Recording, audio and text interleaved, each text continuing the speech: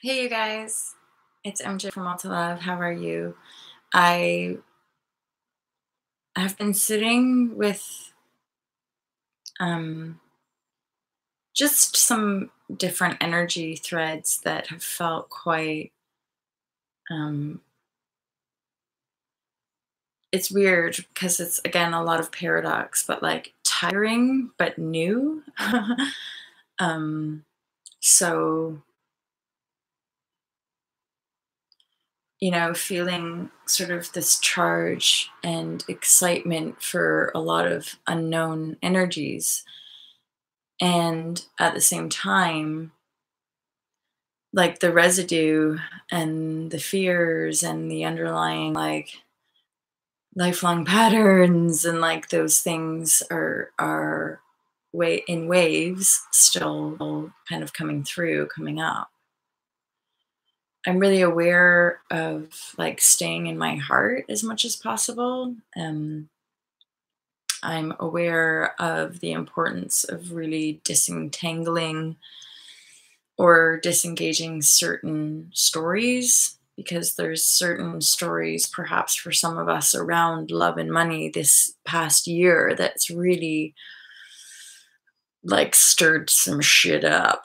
So it's been increasingly important personally for me to be disciplining the mind and to be yeah, not and I say this, that's part of actually sharing on this. Hey girlfriend, I love actually sharing on this platform because of how it reminds me and it holds me accountable. But yeah, just disciplining the mind to change those stories that can really kind of bring us down. And because of the ebb and flow of my life, there's a couple significant insights that I got for today's share. And one of them was about how, when, like, basically the system, so I did a video about the system you can look back at, but the system inherently teaches us to be kind of vampiric, like, take what can I get out of it? What am I going to get out of it? Divide and conquer, right? The world out there is for my taking, and I'm just gonna fucking take what I want and conquer that shit. So now this is where it's a real sort of head fuck, but there's a lot of really good people who have gone their lives through the system or worked in systems or worked in corporations that are, again, inherently good, and they want to be good. The projection of themselves wants to be good, but the programming is so thick with what am I going to get from it? What do I get? How am I going to cover? I have to cover my tracks. I got it. So it's like a hardening, right? And we might lace it in all really nice words, but what I'm realizing is that people are just inherently protecting themselves because the system, because people are so frightened and so disempowered, and kind of nobody wants to be a slave, so everybody kind of works their way up the system to then turn around and power over other people to make themselves think they're not a slave, but they're still a slave.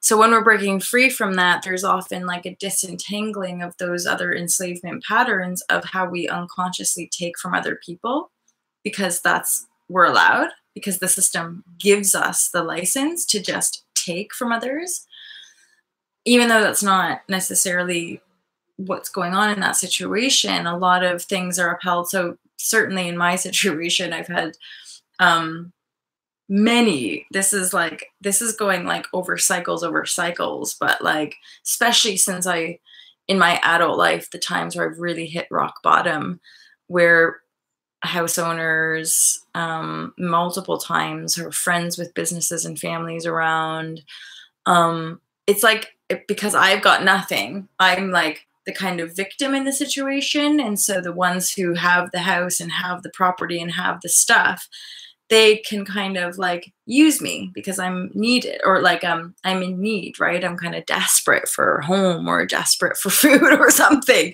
So these, in my life pattern in the stories, I've had these situations where these lovely, kind, generous people had like taken me under their wing, And then what happens is that as I grow or as I kind of build myself up, it's like this weird thing of like they don't want me to go, so it gets all sort of like twisted, or people, they're not sure, like they're not sure what's going on, so their own confusion, it starts playing games basically.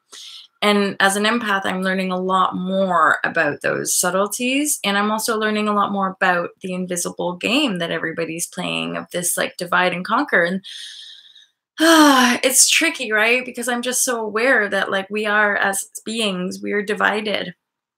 And the reason we kind of try to go out and conquer one another is because we're conflicted and divided inside, and we don't feel abundant, we don't feel good enough. And so we have to like make sure we're getting ours, make sure, you know, we get what we need for ourselves and fuck everybody else, but without looking at the integrity of union and the abundance of ebb and flow, the abundance. And that's just been my experience. Like I've manifested and come across loads of abundance in my life in different ways. It's never, in a practical sense, it's never been like how other people make money necessarily. I just don't focus on it because I'm too focused on doing what I doing what I want and creating the things I want to create in my world, right? So yeah, our growth, right? When we grow, instead of people wanting to grow with us, often they go into distortion, they go into game playing, because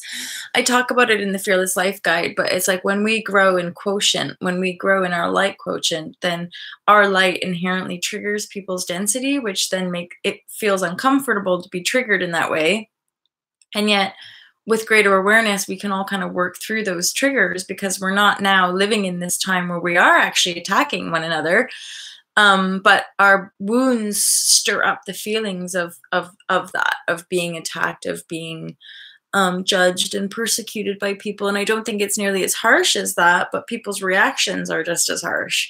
You know, the way we cut one another out, or the way we ignore one another, or the way we don't communicate because we're afraid, because we're too busy trying to protect our ego. It's just super kind of multi-layered and kind of convoluted, I guess, right? What's your email? Woohoo! Hey, girlfriend.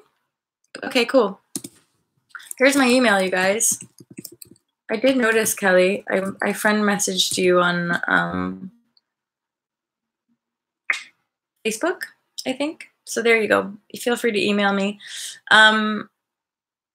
Yeah, that's cool. You guys, you can check out my stuff online. I for some reason I kind of get triggered by the word coaching, so I often use the word like perspective calls, like just hopping on a call and getting some Alta Love perspective, basically. So anyway, Kelly, have a wonderful sleep. And the rest of you guys here with me this morning, I hope that was somehow useful to you, maybe entertaining. I don't feel entertaining this morning. I guess that's part of, I'm just showing up. But I'm not in necessarily that space of feeling like I have many answers or anything. It's just like still sifting through these layers of like disempowered energy and facing them. And that's so much of what we're sitting with right now. It's like, I know it's sticky, icky, but like this whole energy belt is really about us stepping into them, vocalizing them, facing the conflicts, looking out, you know, having those difficult conversations with people. And at the same time, the beauty of all this is that it is being supported. So when we do face the conflict, you know, it can be met and received with love and forgiveness. I think part of the tidal turn, though, is that there's a lot of us that are kind of being so powerfully guided that it's like facing those aspects where we used to get manipulated and abused by people, and then also facing aspects where it's not my job. You know, it's not my job to run in and try to help somebody, or it's not my job to go back to the past and try to make sure so and so or who and who is like okay and all better. Like, again, that's part of the freedom piece, is like, no, this is now sovereignty. We are responsible for ourselves. And for everyone I've ever encountered as an adult in my life, they are also adults. So just like I have my free will to reach out and share and give and exchange, other people also have their free will to share and give and communicate and exchange. And, you know, often, but that's what shocked me sometimes is how much I'll show up and share and give. And then,